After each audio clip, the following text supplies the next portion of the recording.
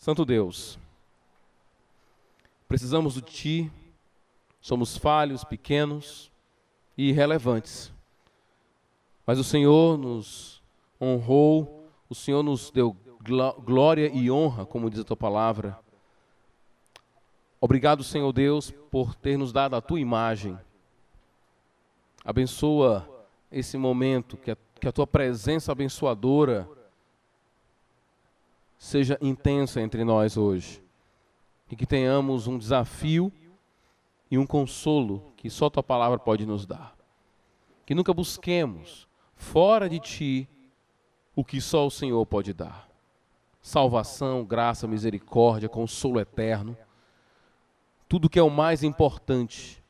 Que nunca, ó Pai, caiamos no erro da idolatria, de colocar em outras pessoas e coisas aquilo que só o Senhor pode nos dar. Nos ajuda em nossa caminhada contigo, em nossa peregrinação nessa terra, que será renovada e será habitada por Ti de uma forma sem igual. Obrigado, Senhor, em nome de Jesus. Amém. Ok, queridos. Nós fizemos a leitura em Deuteronômio capítulo 15. E quem prestou um pouco atenção já começou a ver um pouquinho como nós vamos caminhar hoje.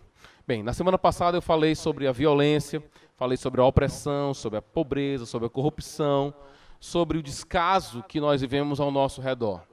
E nós aprendemos na semana passada uma série de verdades. Nós não podemos ficar parados diante disso. Nós somos a luz, nós somos o candelabro, é o nosso papel testemunhar de Cristo para as pessoas. Aprendemos também que Deus está no comando de todas as coisas. Aprendemos que a nossa resposta tem que ser de amor, mas ao mesmo tempo que queremos ajudar as pessoas, não podemos cair no otimismo infantil, nem no pessimismo árido, onde eu não vou fazer mais nada porque nada vai funcionar mesmo, ou vou entrar naquela onda de querer mudar o universo e achar que o meu projeto social vai mudar toda a cidade, todo o estado, todo o Brasil e todo o mundo. Quem sabe eu mesmo vou estar lá, aqui o novo céu e a nova terra. Isso é um otimismo infantil e que a Bíblia claramente nos livra disso com as suas verdades, com suas promessas. Então, primeiro ponto, eu quero falar então, o meu tópico com vocês hoje é sobre a pobreza. O que a Bíblia ensina sobre a pobreza? Quais são as causas da pobreza? E como lidar com o pobre? Em cima dessas verdades, eu vou tirar no finalzinho algumas considerações de grande importância e desafio para cada um de nós. Então, a primeira verdade é que Deus, ao longo da revelação, deixou bem claro que Ele tem um cuidado especial com o pobre. A gente leu aqui no Deuteronômio capítulo 15 que Deus deu várias leis para o povo de Israel para minimizar e resolver a questão da pobreza. A questão, por exemplo, do perdão das dívidas. Era algo que era instituído por Deus na nação de Israel. Inclusive, uma das grandes causas de pobreza, muitas vezes, são as dívidas grandiosas que as pessoas têm. Deus, então, ao incentivar Israel e colocar como lei sobre a nação de Israel que eles deveriam perdoar no 7º ano todas as dívidas, isso era uma forma que Deus estava lidando com o povo para amenizar e tirar a pobreza. Quando você lê com cuidado Deuteronômio capítulo 15, você percebe uma coisa: se você seguisse corretamente as instruções do Senhor, nem pobreza haveria. Essa é a ideia. Nós sabemos que essa é uma lei que foi dada para Israel, e nós não estamos sob a lei de Israel, mas, por outro lado, 2 Timóteo 3,16 diz que toda a Escritura é inspirada por Deus e útil. Ela não serve como lei, mas serve como princípio e revela a nós o cuidado que Deus tinha com os pobres. Então, Deus revela o cuidado com os pobres, primeiramente, com leis de proteção ao pobre. Deuteronômio 15. Levítico 19, 9 e 10. Vamos voltar lá um pouquinho. Eu deixei para vocês abrirem em Provérbios, né? Deixa Provérbios aí, então. Em Levítico capítulo 19, versículo 9 e 10, havia a lei da respigadura. Era uma lei que Deus também estabeleceu para cuidar do pobre. Essa lei é muito conhecida nossa quando você lê o livro de Ruth. Lembra que o rico, ao fazer sua colheita, ele não deveria colher tudo, e aquelas que caíssem no chão deveriam ser deixadas lá para que o pobre, o órfão, o estrangeiro e a viúva, esse quarteto de palavras que aparece na Bíblia, como a representação de todos aqueles que são necessitados. Você não pode levar muito ao pé da letra o órfão, a viúva, o estrangeiro, Qual foi agora o outro que eu esqueci? bem, o quarteto aí, você não pode colocar restritamente, porque muitas vezes você tem viúvas que não são necessitadas de questões financeiras, órfãos que se tornam milionários porque são órfãos, né? E você tem uma série de realidades. Estrangeiro nem sempre é alguém que passa necessidade. Então, a ideia é o necessitado. A ideia era, você é rico, você tem plantações, deixe as que caírem, deixe para o pobre. É verdade que havia também uma lei que protegia o rico para que não houvesse muita respigadura e o rico acabasse sendo prejudicado. Mas nessa lei você vê um cuidado de Deus com o pobre, claramente, não vê? Terceira lei, havia uma lei chamada Lei do Jubileu. O ano do jubileu era o 50º ano. Em cada ano de jubileu que acontecia perdão das dívidas, os escravos eram libertados, então você tinha a devolução das terras. Então as terras foram divididas quando o povo de Israel entrou na terra, lembra? Dividido em várias tribos, e ao longo da vida deles lá, muitos venderam suas terras. No 50º ano, ano de jubileu, a terra então era devolvida para a família de origem. Isso também é uma lei que fica muito claro, onde Deus está procurando proteger o pobre. Quarta lei, a lei do dízimo. A lei do dízimo no Antigo Testamento era uma lei que visava não somente o sustento do sacerdote, mas no terceiro ano, o dízimo, ninguém sabe como é que funcionava isso, se era mais 10% e mais um terço, você fica uma série de cálculos, mas meu ponto não é entrar no cálculo, meu ponto é que no terceiro ano, esse dízimo deveria ser devotado para quem? Para os necessitados. Então, o que fica claro é que Deus sim tem e demonstrou, quando ele levou Israel para a terra prometida, que ele já antevia problemas relacionados à pobreza, e ele instituiu leis para proteger os pobres, os necessitados. Vamos então agora para Provérbios, né? Vocês abriram aí. Provérbios capítulo 14. Abram aí, Provérbios capítulo 14. Aqui é a minha segunda razão porque Deus cuida dos pobres. Há declarações diretas, claras. Não somente as leis revelam isso, mas existem textos claros, diretos, que revelam em Provérbios principalmente. Provérbios 14, versículo 31 diz assim, ó. Oprimir o pobre é ultrajar o seu Criador, mas tratar com bondade o necessitado é honrar a Deus. Provérbios 31, 8 a 9.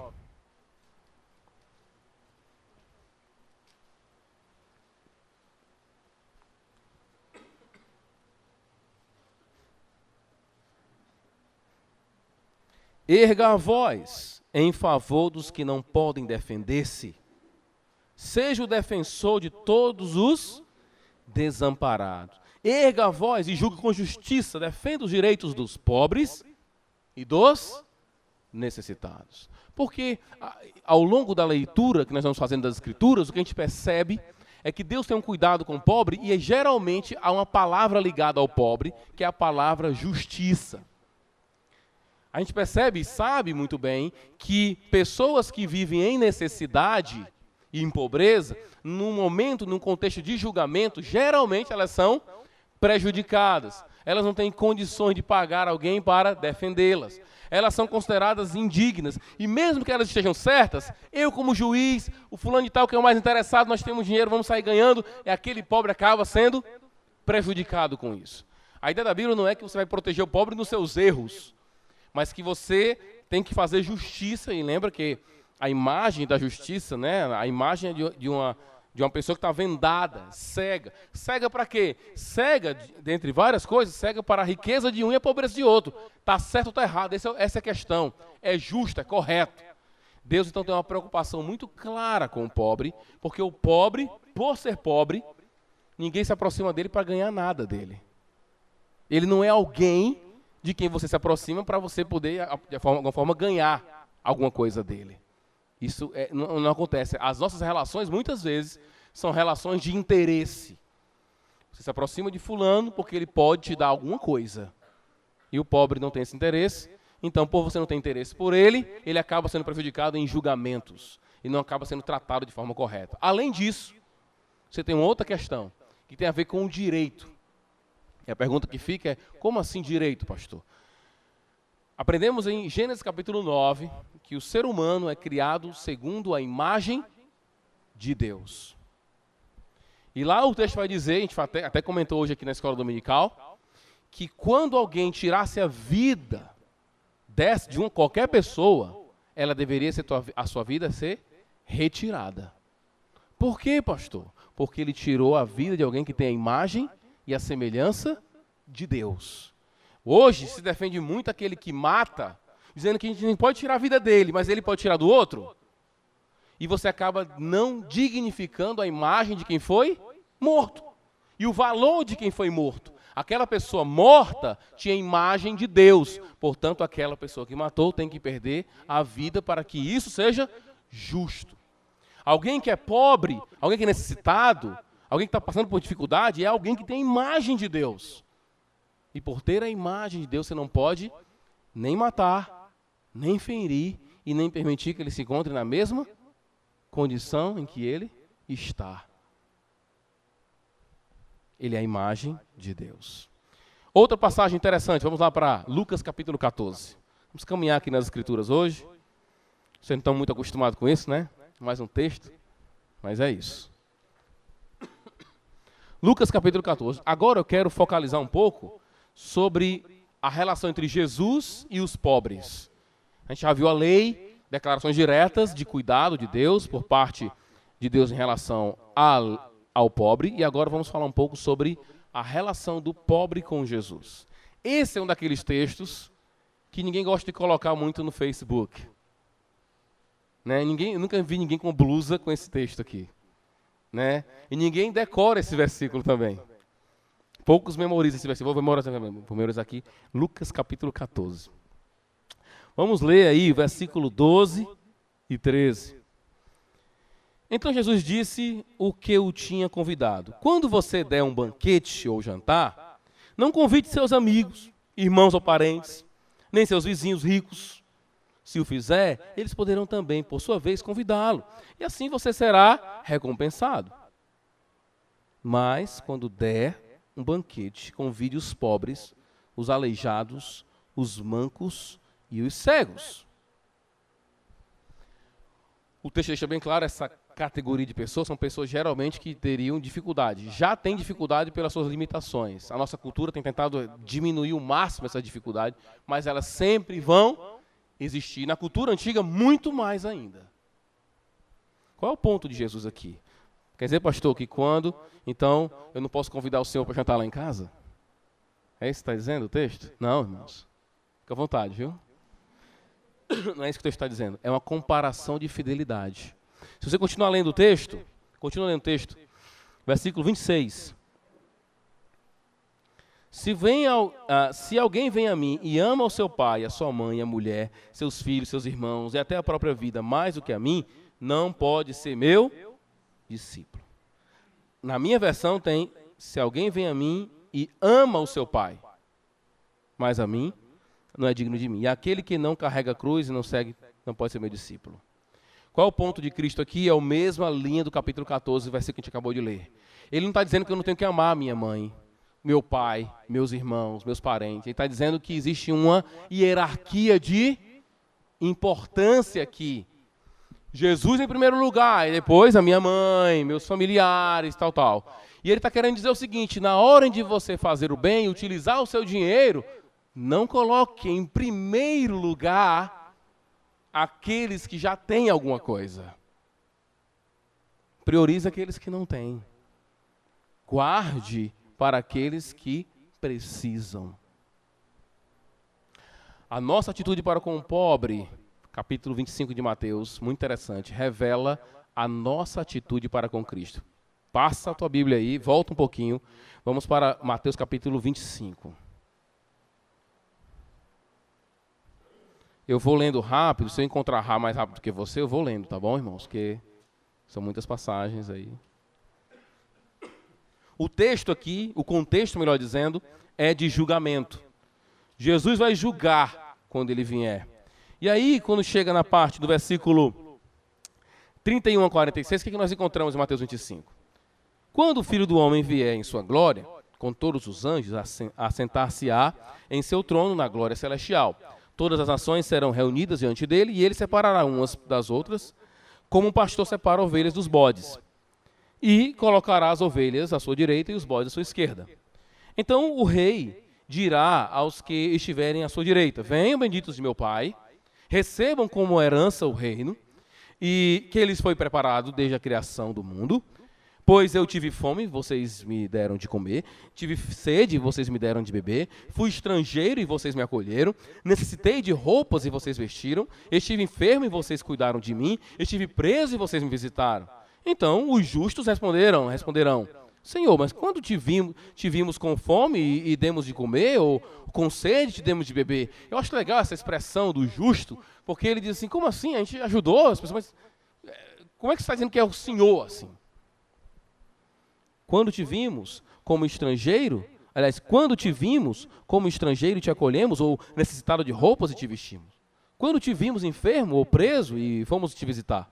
O rei responderá: digo-lhes a verdade, o que vocês fizeram a algum dos meus menores irmãos, a mim me fizeram. E aqui fica bem claro, no capítulo 25, a gente vai ler depois outra passagem, que a prioridade da gente, que faz parte de uma comunidade cristã, são os nossos irmãos. E dependendo de como eu estou agindo com o meu irmão que é pobre, eu estou revelando se eu sou ou não cristão. Aqui o contexto é de julgamento.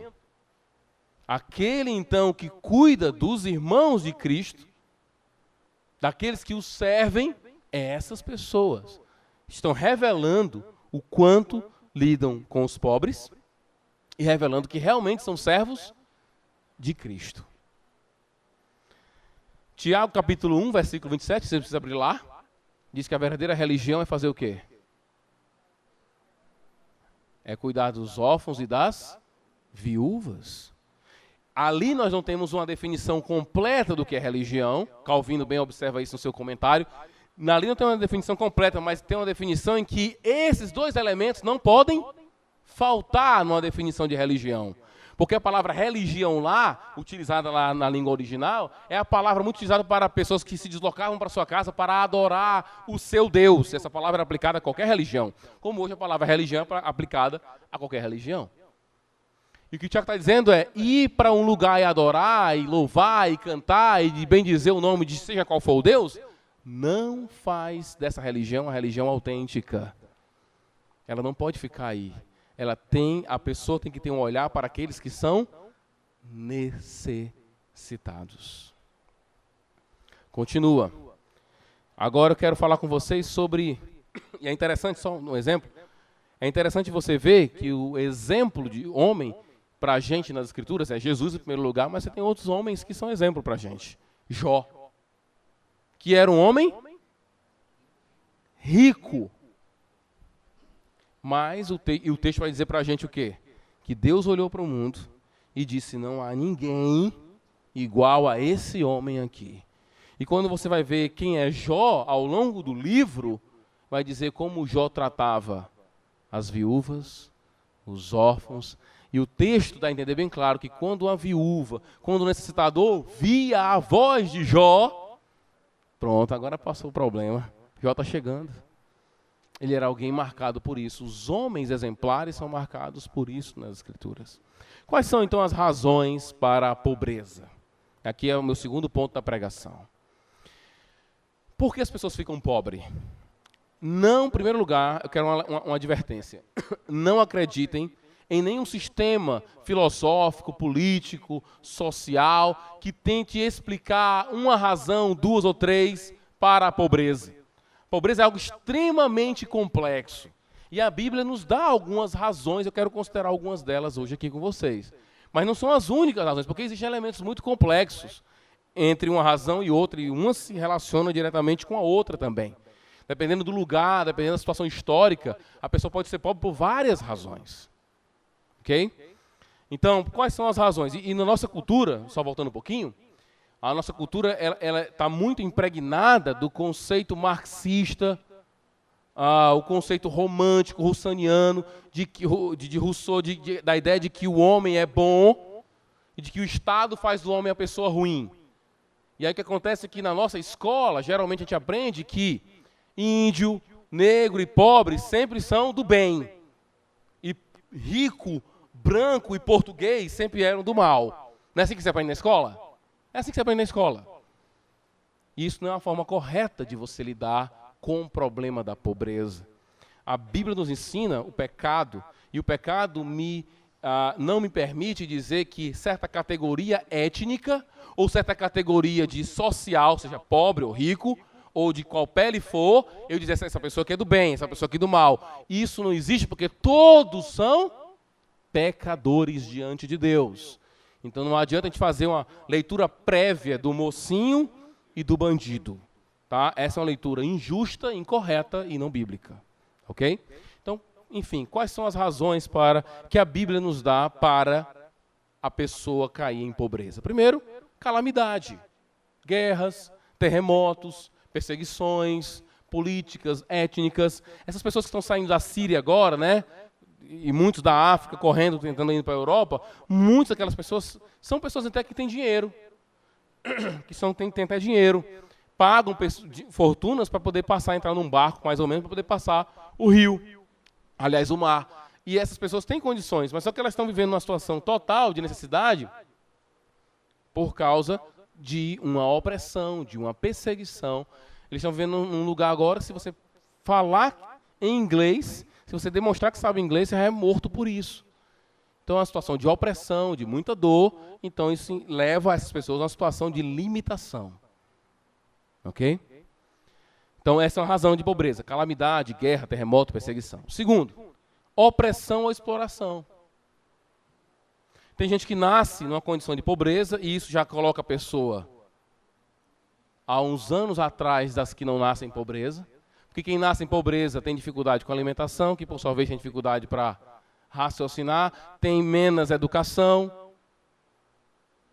Então ela já nasce um pouco atrás. Tem gente que nasce pobre, já nasce naquela condição e isso dificulta. Isso não justifica uma série de coisas. Hoje a gente estava assistindo o filme, eu, minha esposa, minha família, estava assistindo o filme Mãos Habilidosas, que é a história do Ben Carson, um dos maiores neurocirurgiões do mundo. E a sua mãe não sabia ler, e era uma faxineira, e ele se tornou um dos maiores neurocirurgiões pediátricos do mundo. Dividindo o cérebro de crianças, dividiu, né, os irmãos siameses da Alemanha. Então, era um homem extremamente pobre, mas recuperou, passou por tudo isso. Porque ao longo da sua vida, pessoas o ajudaram. Sua mãe, e também a sua mãe foi ajudada por outras pessoas também. Então, às vezes é opressão, às vezes é exploração. E isso é uma bola de neve, que a pessoa não consegue mais sair daí. E aí vem a terceira razão, que é importante, porque nós somos cristãos, acreditamos na doutrina do pecado, não podemos dizer assim, todo pobre é sempre coitado. Não. A Bíblia também indica para a gente outras razões. Primeira razão, a preguiça. Vamos lá para o texto de Provérbios capítulo 6? Provérbios capítulo 6. É uma razão da pobreza. Provérbios capítulo 6. Versículo 6 diz assim: observe a formiga, preguiçoso, reflita nos caminhos dela e seja sábio. Ela não tem nem chefe, nem supervisor, nem governante, e ainda assim armazena as suas provisões no verão e na época da colheita junta o seu alimento. Até quando você vai ficar deitado, preguiçoso? Quando se levantará do seu sono?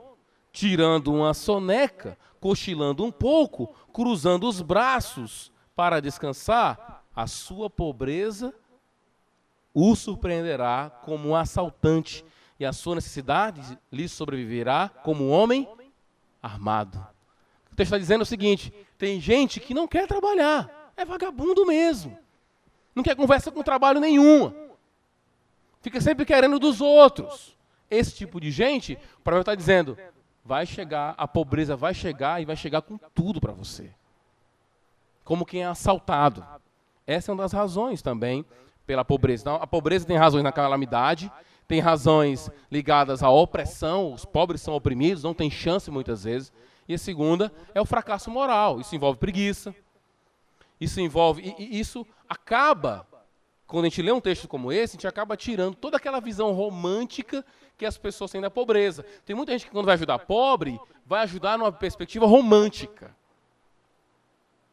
E isso estraga tanto o pobre quanto quem quer ajudar o pobre. Daqui a pouco a gente vai falar um pouco sobre a pobreza que todos nós temos aqui. Segundo, o uso indevido das finanças. Estava compartilhando a pregação hoje com o Natan, a gente falando, e Natan, pai, o jovem rico lá, o filho pródigo, ele saiu, rasgou tudo.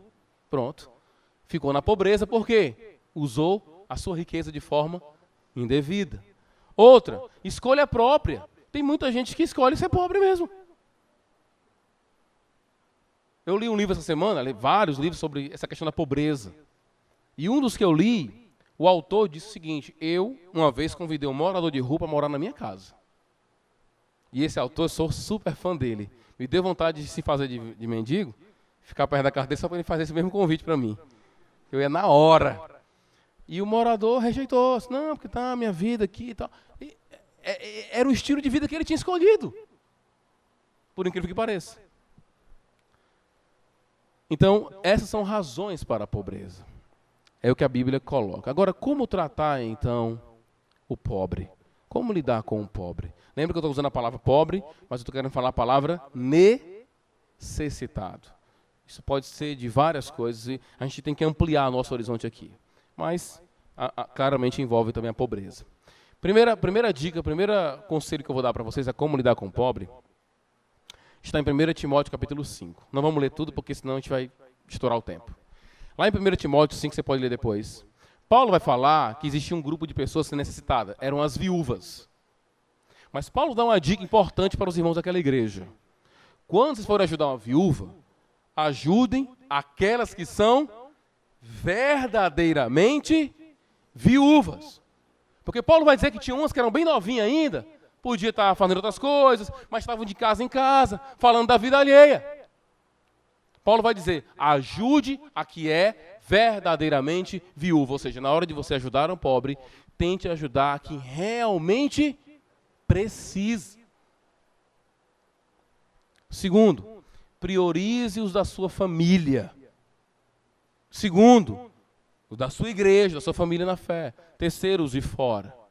Isso fica bem claro em algumas passagens. 1 Timóteo capítulo 5 vai dizer, tinha lá a irmã que era viúva. Essa irmã não tem parente, não? Tem parente que é da igreja. Esse parente está ajudando ela, não? Porque aquele que não ajuda os seus, Paulo vai dizer, é pior do que o... Do que quem? Do que o incrédulo. Aquele que não ajuda o seu próprio parente é pior do que o incrédulo. Então, na hora de ajudar alguém, priorize se tem alguém na sua família nessa condição. Eu sei que é mais fácil ajudar os de fora do que o da família, né, irmãos? É muito mais fácil. O de fora você ajuda e diz, tchau, um abraço, até amanhã. Mas o da família vai ficar ali, né, anexado ali, direto. Priorize a família. Segundo, os da família da fé. Isso está lá em Gálatas capítulo 6. Primeiramente os irmãos da fé. Depois, se houver oportunidade, os de fora. Mas o nosso amor para com o pobre não pode ser restrito nem à nossa família, nem à nossa igreja, mas todo o mundo, porque todos possuem a imagem e semelhança de Deus. Terceiro, não se aproveite do pobre. Vamos ler essa passagem? Levítico 19.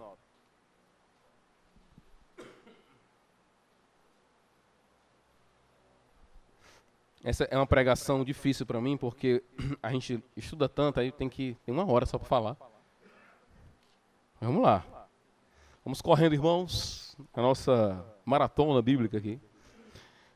Levítico 19, versículo 13 diz assim: não oprimas nem roubem o seu próximo. Não amaldiçoem um surdo, nem ponham pedra de tropeço à frente do cego, mas temam o seu Deus, o seu Senhor. Muita gente se aproveita da pobreza para explorar as pessoas. Muitas vezes, nem sempre, é uma colocação que eu vou fazer daqui a pouco, nem sempre a riqueza de alguém é a pobreza do outro. Mas algumas pessoas se alimentam da pobreza e da miséria dos outros para justificar a sua condição monetária. Que a sua riqueza não dependa de exploração de ninguém. Não se aproveite, tem muita gente, e eu até conversei com os homens essa semana. Eu não gosto, por exemplo, fica a dica para quem trabalha com comércio aqui na igreja. Dica / advertência para vocês. Eu, na minha perspectiva, eu posso estar errado, você pode dizer assim, não, pastor, mas no comércio não funciona. Eu não quero saber se no comércio não funciona, meu amigo. Quem foi que disse que eu estou ligado com a lei do comércio? O que acontece é o seguinte, existe preços que são justos. E tem muita gente, eu acho errado, por exemplo, eu ter uma concessionária de carro, aí eu tenho um carro lá que vale 10 mil reais, e eu chego para o Hércules, que é meu funcionário, e digo, Hércules, é o seguinte, o mínimo aí é 10 mil, certo? Agora, se você puder vender por 15, é o Hércules, vai lá, o que acontece? Vai chegar alguém lá muito mais necessitado. Necessitado de quê? De entendimento, que não sabe nada de carro. Porque está apressado e precisa daquele negócio agora, você se aproveita da situação e diz assim, rapaz, aqui é o seguinte, o carro tá bom, mas é 15. Mas, estou vendo a sua situação, vou ficar por 13 aqui. Mas o valor justo era 10. Isso para mim é explorar pessoas. É se aproveitar da necessidade de alguém. Ah, pastor, essas são as leis do mercado. Leis injustas do mercado. Diga-se de passagem.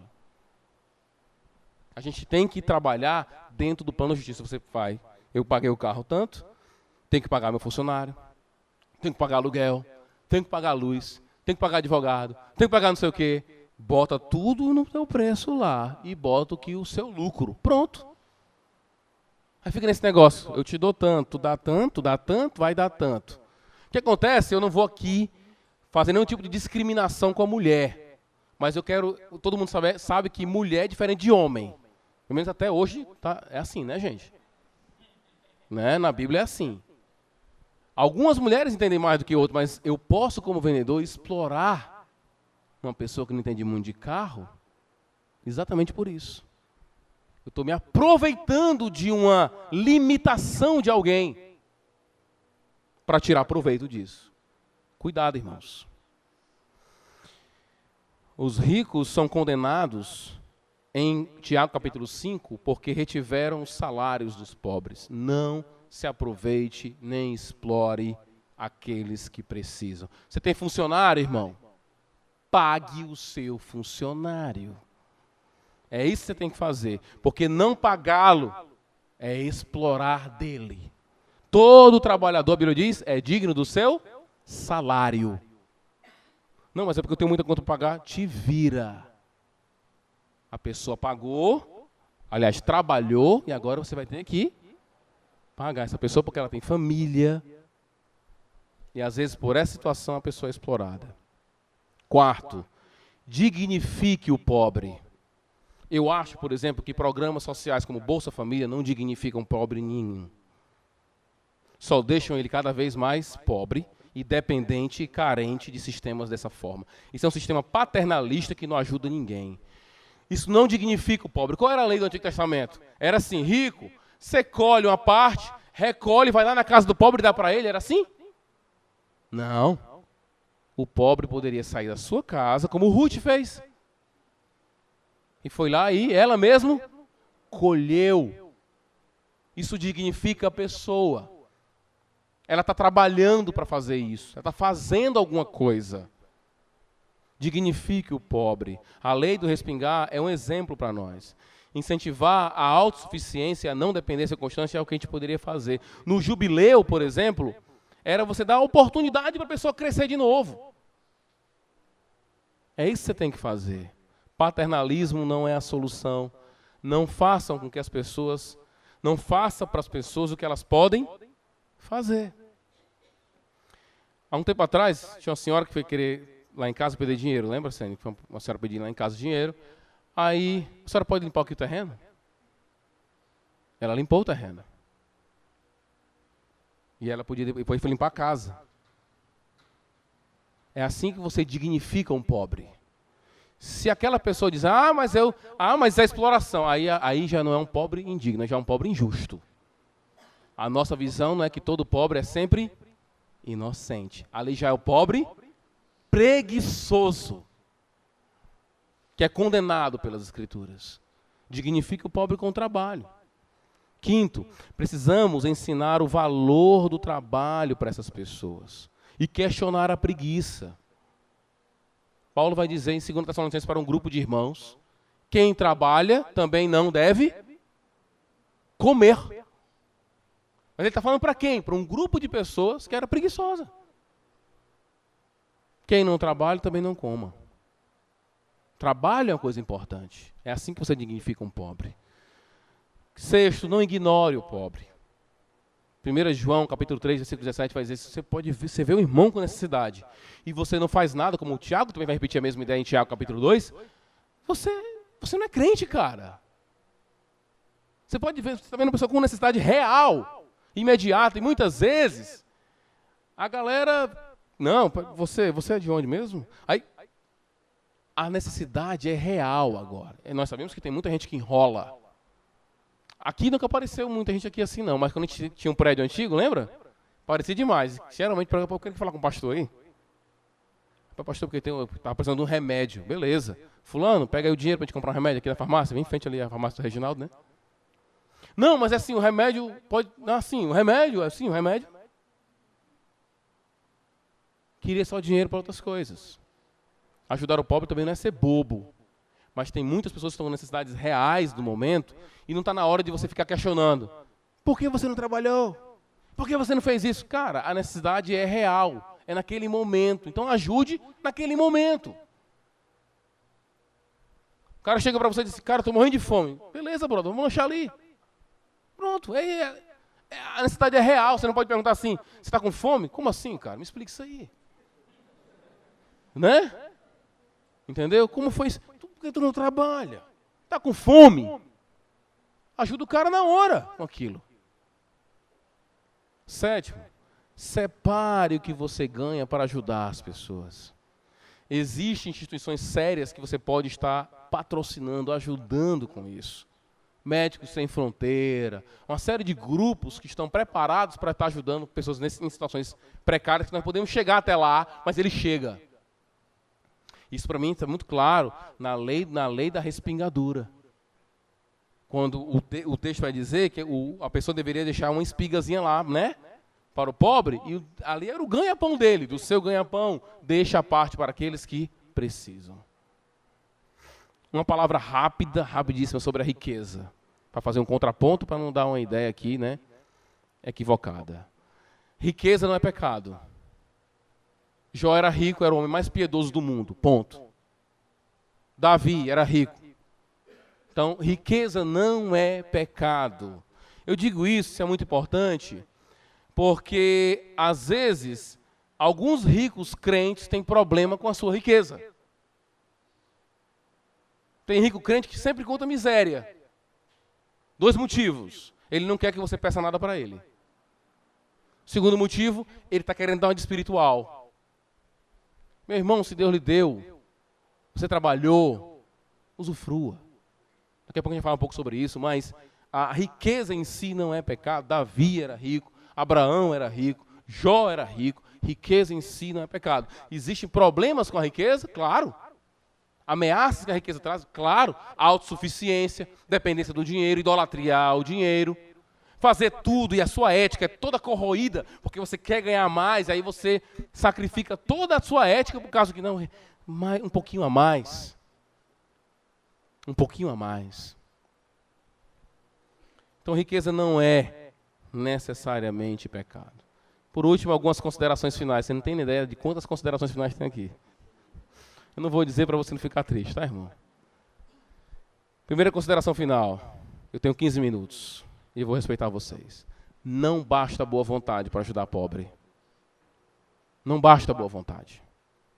Podemos machucar nós, podemos machucar os outros. Podemos gerar ira nas pessoas. indignação. Podemos muitas vezes tratar somente o sintoma e não o problema verdadeiro. Fica só na sintomática ali. Só naquele...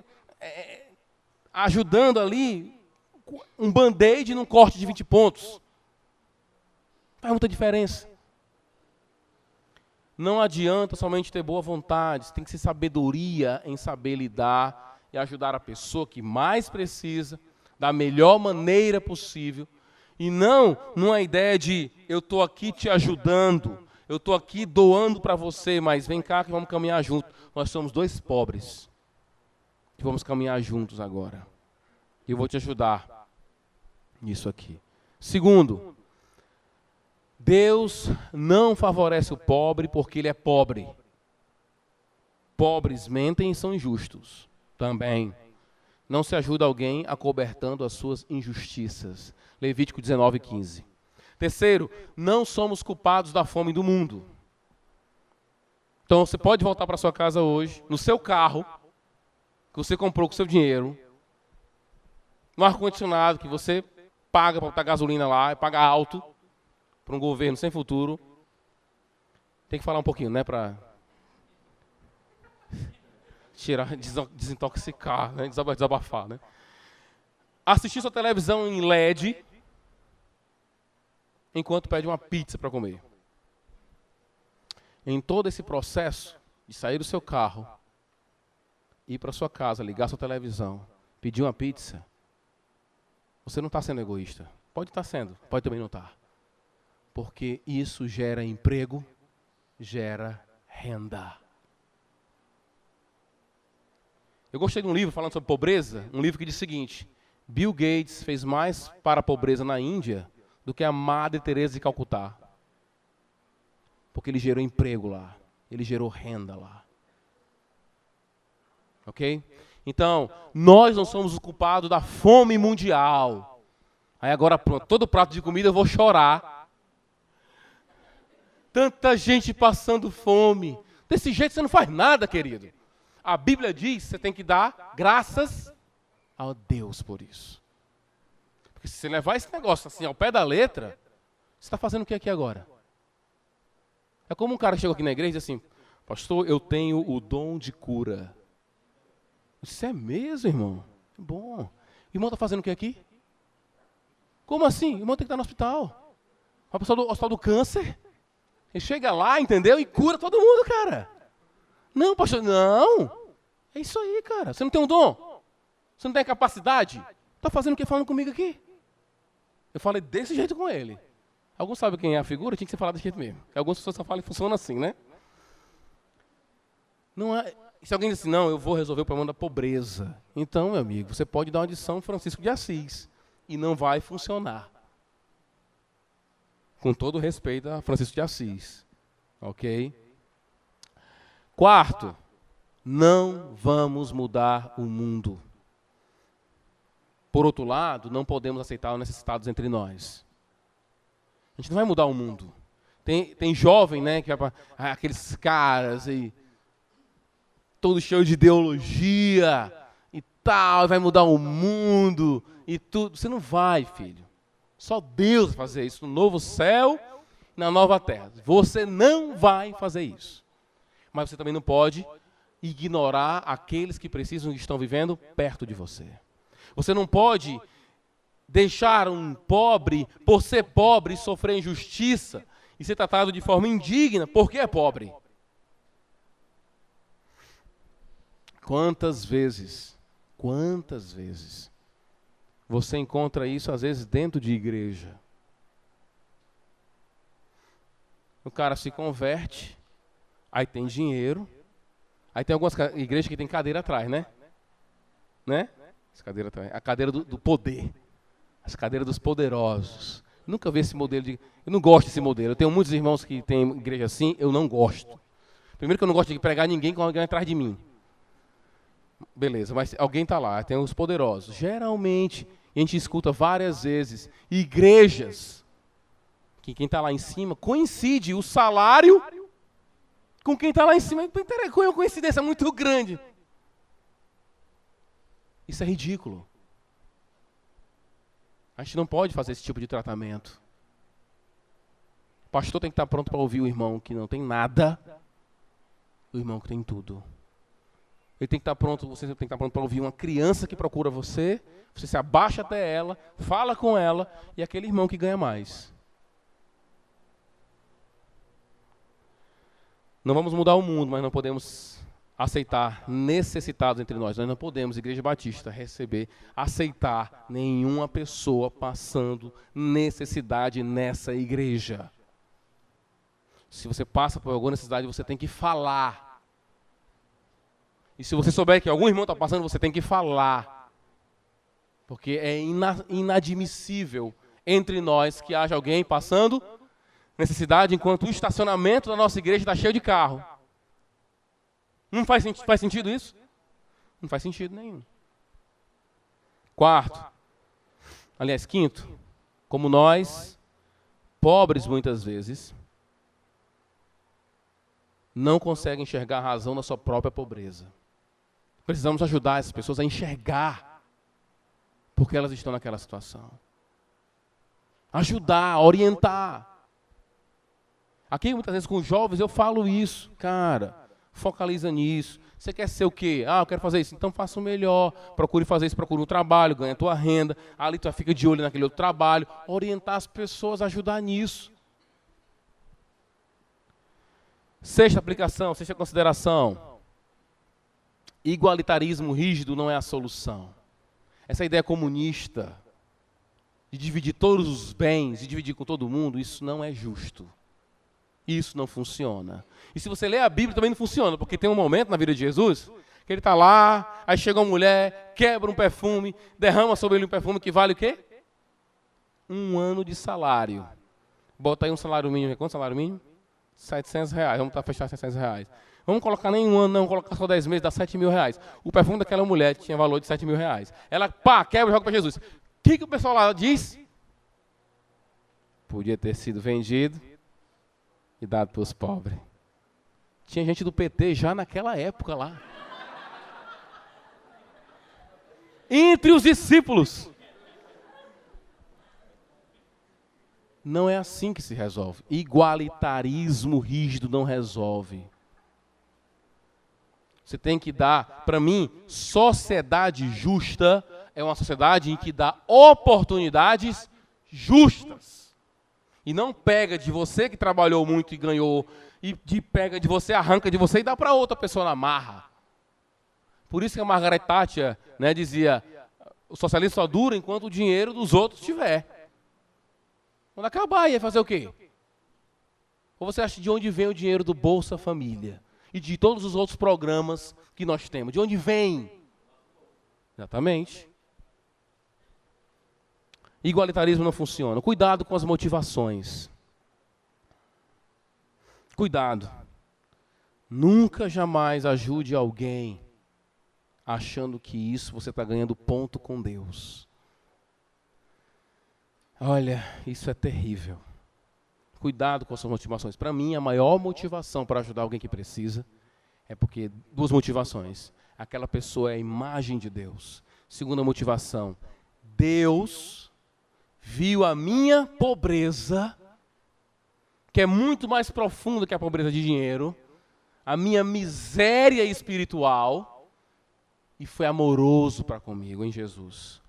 E vou derramar esse amor, porque o amor que Deus derrama em nossos corações, ele não fica só nos nossos corações. Deus não derrama amor em nossos corações por medida. Um pouquinho para você aí, filhinho, mais um pouquinho para você. Ele bota para derramar. Por isso que quando eu amo a Deus, eu amo o próximo. Essa é a motivação para você ajudar alguém. Você foi amado. Você não ajuda alguém para ser amado. Vou ajudar aqui o pobre porque ele vai me amar. Vai gostar de mim agora. Se você for com essa motivação, querido, motivação equivocadíssima. Uma colocação importante. Não confunda ajudar o pobre com evangelizar. Isso é um erro fatal. Ajudar uma pessoa necessitada não é o mesmo que evangelizar aquela pessoa. A nossa principal missão como igreja, como povo de Deus, é anunciar o perdão dos pecados por meio da obra de Jesus Cristo, no poder do Espírito, para a glória de Deus. Essa é a nossa missão. Observem, as passagens da grande comissão em Mateus 28, as passagens dos evangelhos, elas estão num lugar estratégico, elas estão no final dos evangelhos, depois que Jesus ensina tudo, morre e ressuscita. Qual é a última palavra de Jesus?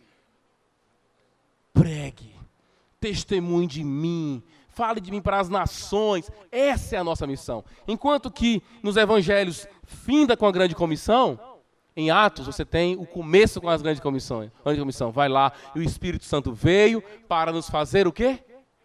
Testemunhas de Jesus. Essa é a nossa maior missão como igreja. Testemunhar. Muitas igrejas, às vezes olhando para a questão da pobreza, se perdem. E a gente vai procurar jeito de ajudar a nossa cidade na pobreza. Sim. Mas a gente não pode achar que a Igreja Batista não ajuda nenhum pobre. Então ela não é igreja. A igreja tem a sua missão.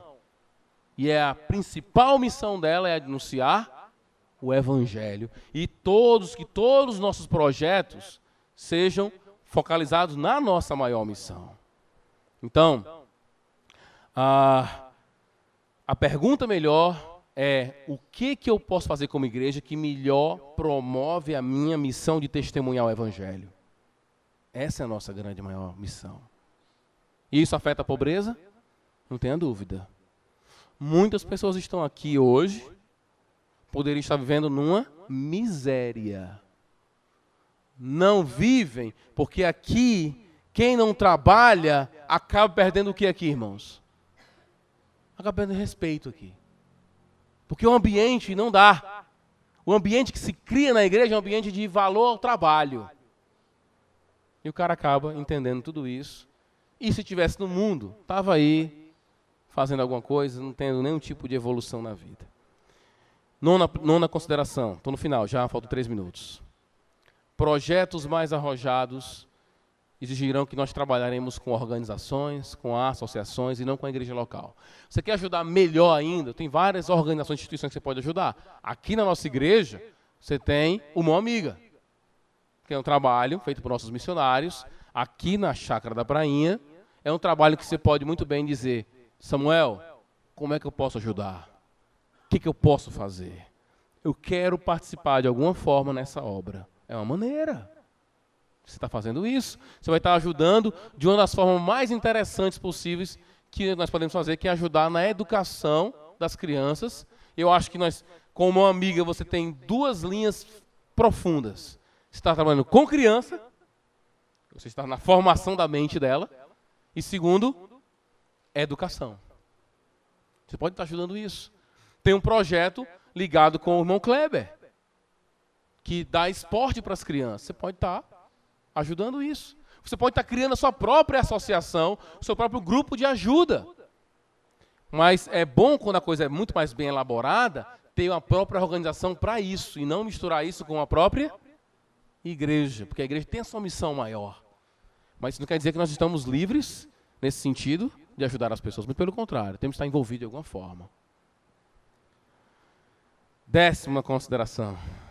E penúltima, tá? Em certo sentido, todos nós somos pobres. Enquanto não entendermos a nossa condição de pobreza, nunca poderemos ajudar ninguém. Tem um livro que eu li essa semana, chamado When Helping Hurts. Ele diz: quando ajudar machuca. E o livro tenta mostrar o seguinte: quando você pode tanto machucar a quem está sendo ajudado, como quem está ajudando. Ele diz: se você não entender que você é pobre igual o outro pobre, de uma maneira muito mais profunda, você sempre vai se considerar uma pessoa superior. Isso é muito ruim. Quando a gente ajuda alguém, diz assim: olha, eu inclusive, se não fosse pela pessoa que aqui, né, está diante de vocês, as coisas tais não teriam acontecido. Olha, está faltando muito para você ainda. Se considere, em primeiro lugar, pobre. Muitas pessoas ajudaram os pobres por exemplo, falam mal da riqueza, falam mal dos ricos. Está lá o rico lá, ó, explorando a gente. A gente sabe que não é verdade isso. Nem todo rico explora. Muitos ricos produzem mais riqueza. Muito mais riqueza. Antigamente, por isso tem a lei do jubileu, irmãos. Porque naquele tempo, eu comprar uma terra queria dizer que o outro estava sem terra. Mas hoje em dia, quando eu compro um carro, eu não estou tirando o carro de ninguém, não. Eu estou reforçando o emprego de alguém. Do cara que fabricou, do cara que transportou, do cara que trabalha na loja, que vende, do Detran, que cobra nossos impostozinhos e tal. Tem uma série, uma rede de finanças aí. Então, em certo sentido, todos nós somos pobres. Se você não considerar assim, tenha muito cuidado com isso. E a minha última consideração é, nós como igreja temos uma missão. A nossa missão é a mais importante de todas. Por quê? Porque nós acreditamos que existe algo pior do que a pobreza e algo melhor do que a prosperidade. Existe algo pior do que a pobreza? Existe. É a nossa vida sem Deus. Uma vida de autossuficiência. Toda vez que você encontra alguém com autossuficiência, tenha piedade dessa pessoa. Ela acha que pode. Quando eu assisto programas de esporte, eu tenho pena às vezes. Estou aqui, pelo meu esforço, eu posso, eu consigo, eu consigo, eu posso, porque mesmo estando assim, eu superei. Cara, você não pode. Você é uma vela acesa ao vento. Sabe? Uma pessoa, a gente estava falando um dia desse sobre mortes idiotas, né? A mulher abriu a boca, entrou um pombo na boca dela, e ela morreu, cara. Nós somos frágeis. Nós somos frágeis. Existe algo pior do que a pobreza. A nossa condição diante de Deus.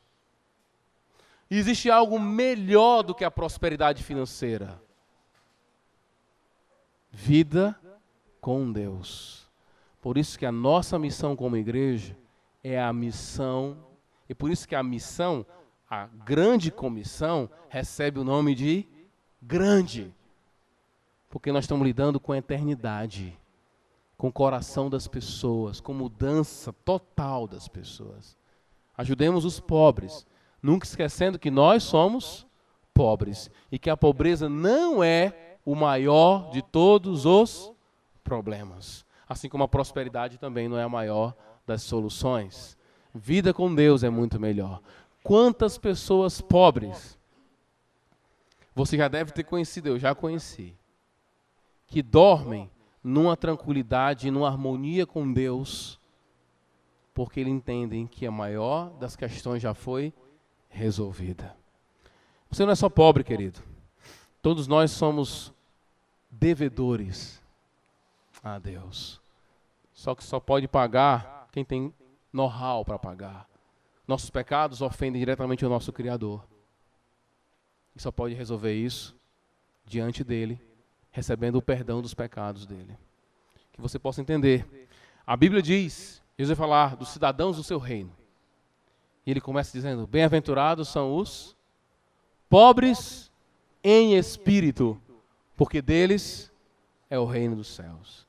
Se você se considera rico, diferenciado, importante em relação aos outros, você não é digno do reino de Deus. Para começar e para entrar no reino de Deus, você tem que considerar uma pessoa necessitada, um pobre. E quando eu digo um pobre, raramente eu encontro pobre por aqui. Eu não encontro muito pobre aqui em Aquiraz. Eu ando de carro e fico procurando. Pobre. Pobre você encontra em São Paulo. Quando eu vou para São Paulo, a gente topa em pobre em São Paulo. Aqui você fica procurando. Pobre é alguém que realmente necessita. Quando você vê um cara, tinha um cara que ficava ali na Duque de Caxias, não sei se ele ainda está lá. Cabelo enorme, lembra aquele cara? Cabelo enorme. Aquele cara estava ali uns 3 anos sem tomar banho, cara. Negócio assim, terrível. Aquele cara é pobre. E a Bíblia diz que eu tenho que me comparar àquele cara diante de Deus. E só Ele pode mudar a nossa situação. Quando eu entendo isso, Quando me aproximo de um pobre financeiro, eu não me considero em nenhum momento melhor do que ele. Quando tem um cara bêbado na sarjeta, eu não posso me considerar melhor do que ele, porque, como diz John Newton na música que a gente acabou de cantar, a maravilhosa graça, eu sou o que sou pela graça de Deus. Que meditemos um pouco sobre essa temática e tenhamos desafios abraçados e praticados em nossa vida. Vamos orar.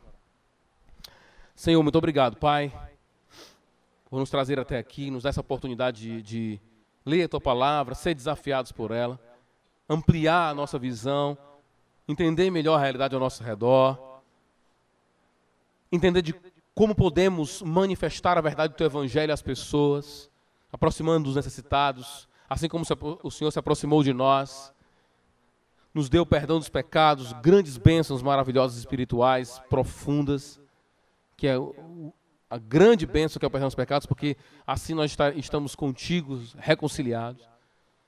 Que essa verdade profunda de um amor que não pode ser compreendido completamente possa ser transbordado àqueles que precisam.